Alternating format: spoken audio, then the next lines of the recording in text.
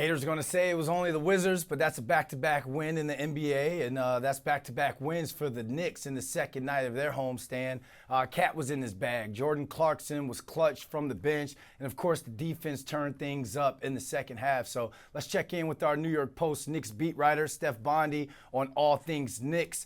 Steph, thanks for hopping on with us early this morning. I guess we'll start with Cat because he was open all night like a bodega, and he delivered like Grubhub. In my opinion, that was his best overall performance, a week away from his worst night under Mike Brown. What was different about his usage and his play last night? Yeah, I mean, he was aggressive. He his shot was falling. I think it helps that he was defended by Alex Sarr, who he still has a lot to learn in this league. And when Alex Sarr goes up against a guy like Cat, he has trouble with with Cat's versatility, and Cat flaunted that. When he's hitting his shot, when he's in his bag, he's still prop one of them. Jokic is number one at center, and I don't know what you consider Giannis, whether he's a 4 or 5, but Cat is up there in the top 5 of most skilled centers in the NBA, and he showed it against a very bad Wizards team. Said that the learning curve is still big for Cat. So where do you think Cat is, or where do you think Cat is in terms of him being comfortable with his role in this offense?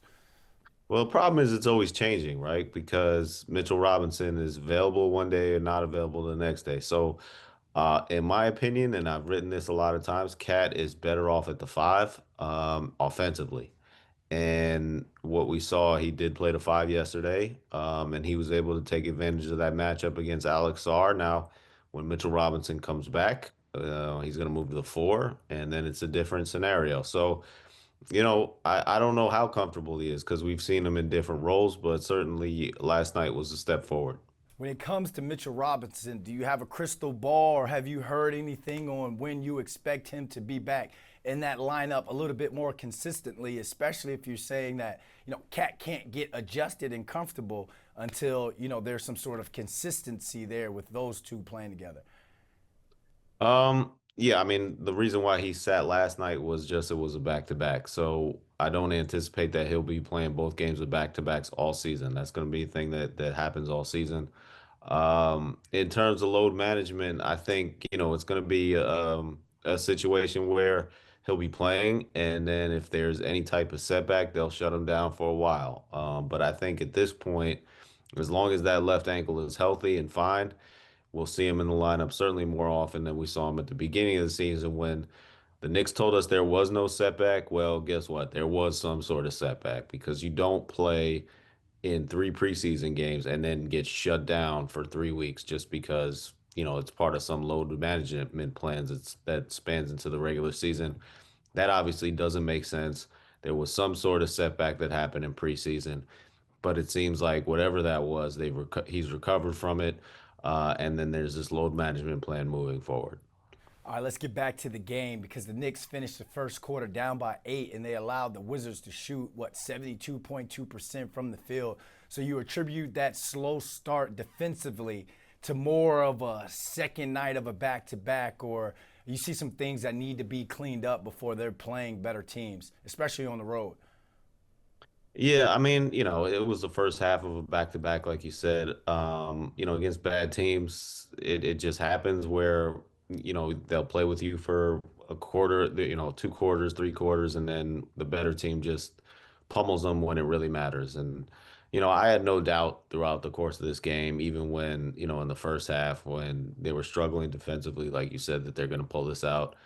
As I wrote today, the Wizards are built to tank. They have a draft pick that the Knicks could have if it falls. It's protected, so I think it's protected 1 through 8, or 1 through 6. I can't remember, but their whole purpose this season is to keep that draft pick. So if they fall in the bottom 4 of the NBA, they're guaranteed to keep that pick, and that's part of the goal for the Wizards this season. So, it's an unfortunate part of the NBA where you go against a lot of teams that, are not trying to win. The Brooklyn Nets are one of them. The Washington Wizards are another one.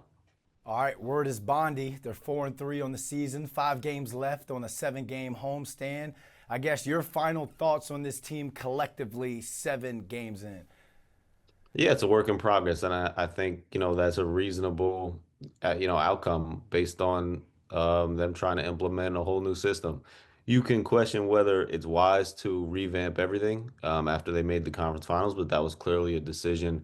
And I'm talking about the system. They obviously didn't change much of the personnel, but that was clearly a decision that was made when you fire Tom Thibodeau and hire Mike Brown, and he's trying to bring in something new. So that's going to take time. There's a lot of different roles for a lot of different people. Josh Hart is one of them. I thought he looked utterly lost in his first three appearances, but in the last two games, he looked great. He looked like the Josh Hart we remember. And when Josh Hart plays that way, he brings an energy and a life into the team that I think can really benefit this squad. So, if you take it from an individual standpoint, I think they're all growing. I think as Mike Brown said, you got to give it a month before we really see where this team is at. All right, Steph Bondy, appreciate you as always, man. All right, man.